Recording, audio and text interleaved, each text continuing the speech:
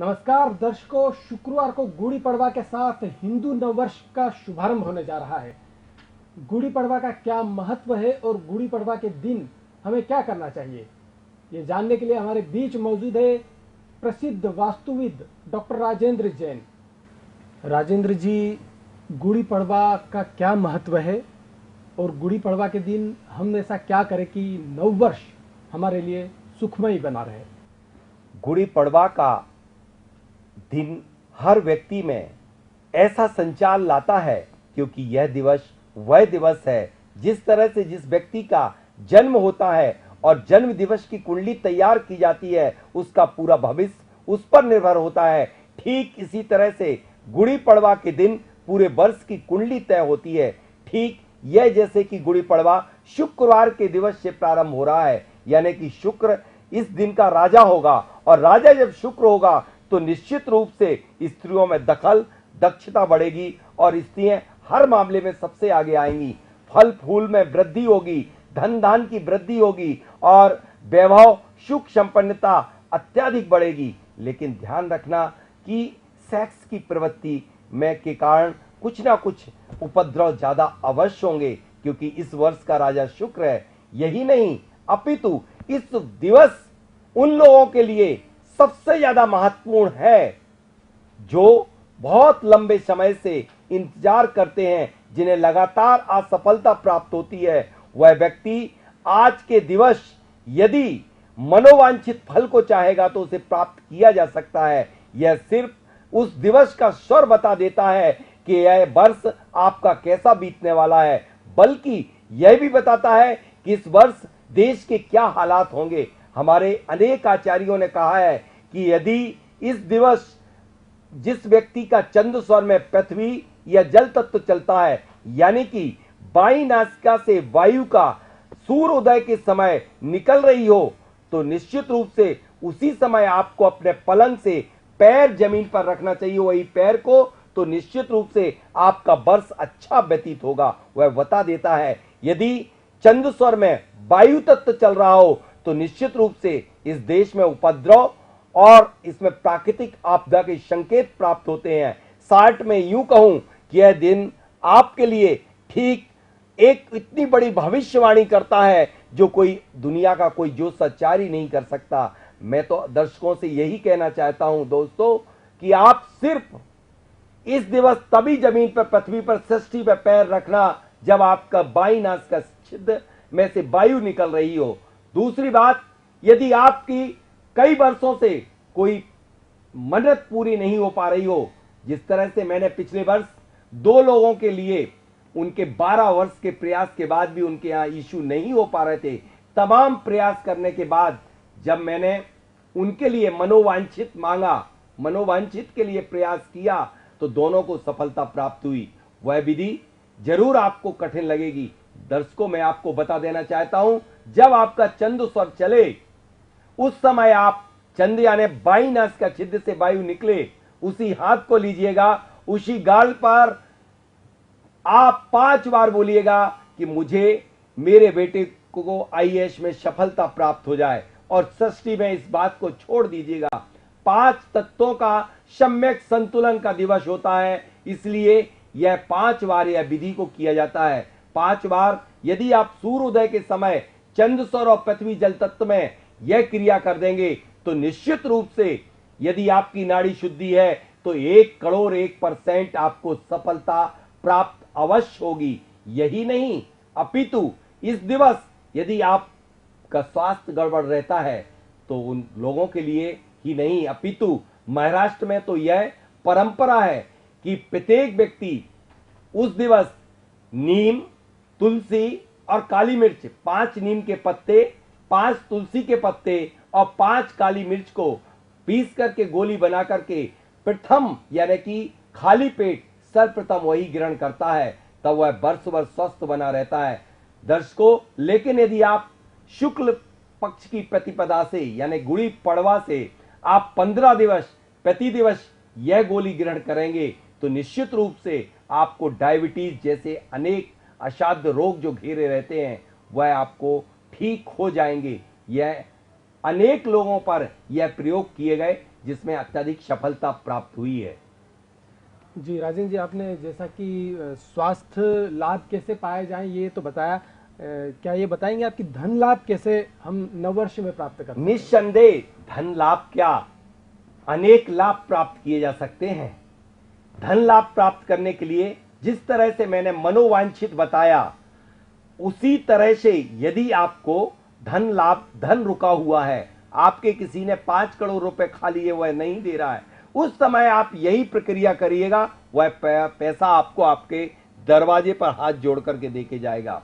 दूसरा, आप उस दिवस एक काम करें कि सर्वप्रथम जब आप जिस व्यक्ति जो मनोकामना व्यापार संबंधी आपकी रुकावट है, यदि व्यापार नहीं चल रहा है, तो उस दिवस एक मंगल कलश व्यापार के लिए तैयार करें और चंद स्वर में ही अपने व्यापार की गद्दी पर जाकर के बैठें और एक कलश, व्यापारिक कलश स्थापित करें, जिसमें 5 हल्दी, 5 सुपारी, पीली सरसों, पंचरत्न, पंचधातु, पंचमेवा, चांदी का स्वास्तिक, पीली सरसों, सफेद सरसों और इसमें 1 ग्राम पारा और खड़ा धना मुट्ठी भर डाल करके, जो कि धन धान को पूरित कर देगा, और पीले कपड़े से लपेट करके आप एक श्रीफल, नारियल और ईशान कोण पर स्थापित कर दीजिएगा। इसी चंद स्वर के जल या पृथ्वी तत्व, जल और पृथ्वी तत्व दर्शकों आपको समझ में नहीं आ रहा होगा।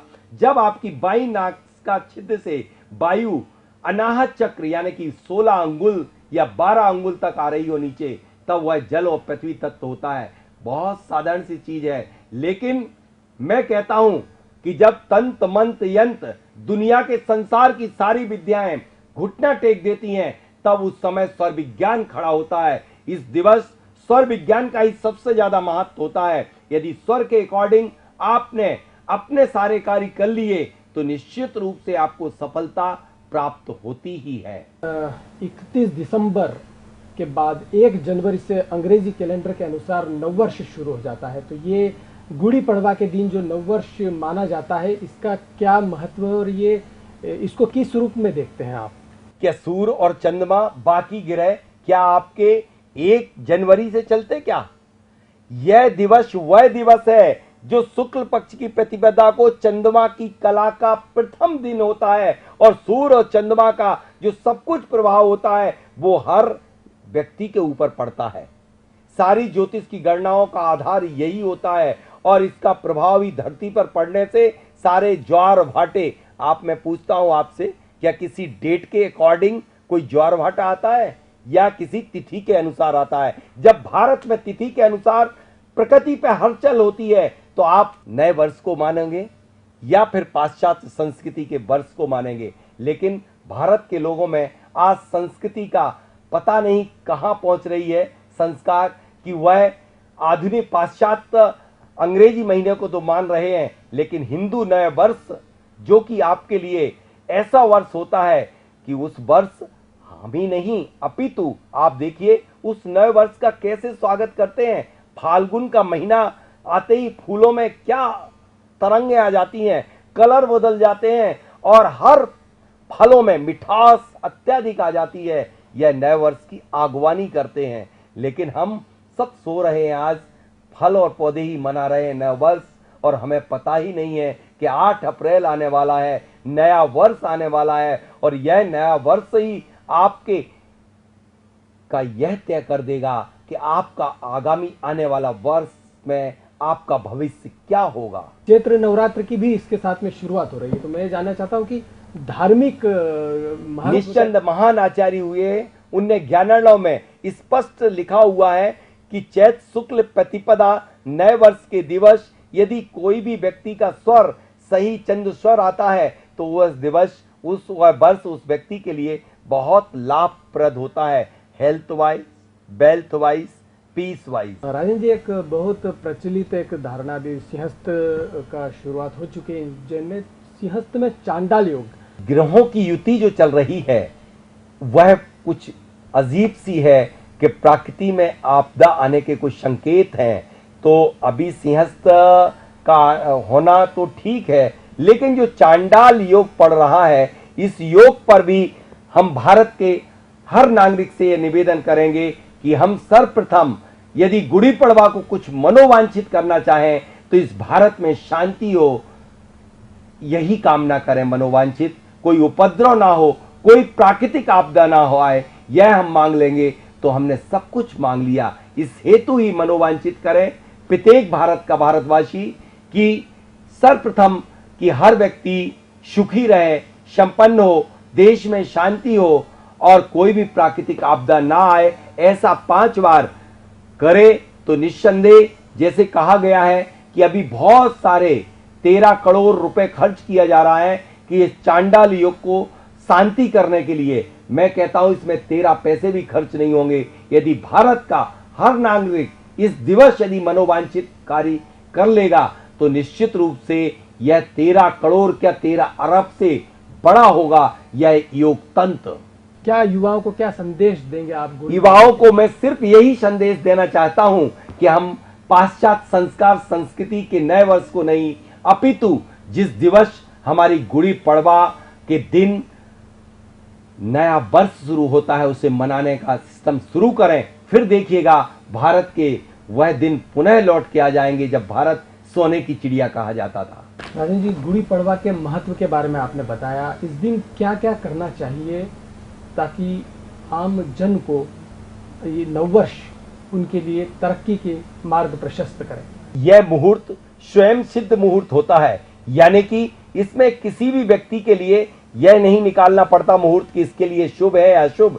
इवन दैट 8वां चंद्रमा भी किसी का पड़ता है तब भी वह योग को टाल देता है। इस दिवस किसी भी गृह आरंभ, गृह प्रवेश, कोई भी मांगलिक कार्य, व्यापार का शुभारंभ, नवरात्र का भी शुभारंभ होता है। इसलिए कोई भी कार्य जो व्यक्तियों के लिए सफलता प्राप्त नहीं हो रही हो वह कार्य इस दिन शुभारंभ करेंगे। चाहे विद्या का प्रारंभ करें, यानी कि आप अपना एजुकेशन का प्रवेश किसी भी कार्य में करें तो आपको आसानी सफलता प्राप्त होती है। विवाह भी इस दिवस किए जा सकते हैं। इसमें कोई भी मुहूर्त को देखने की जरूरत कदापि नहीं होती। इसलिए यह 3.5 मुहूर्तों में एक मुहूर्त माना जाता है गुड़ी पड़वा का मुहूर्त। दर्शकों, आपने जाना प्रसिद्ध वास्तुविद डॉक्टर राजेंद्र जैन से कि गुड़ी पड़वा का हिंदू नववर्ष के हिसाब से क्या महत्व है और इस दिन हमें क्या करना चाहिए ताकि नववर्ष हमारे लिए प्रगति के नित नए सोपान खड़े करे। नमस्कार।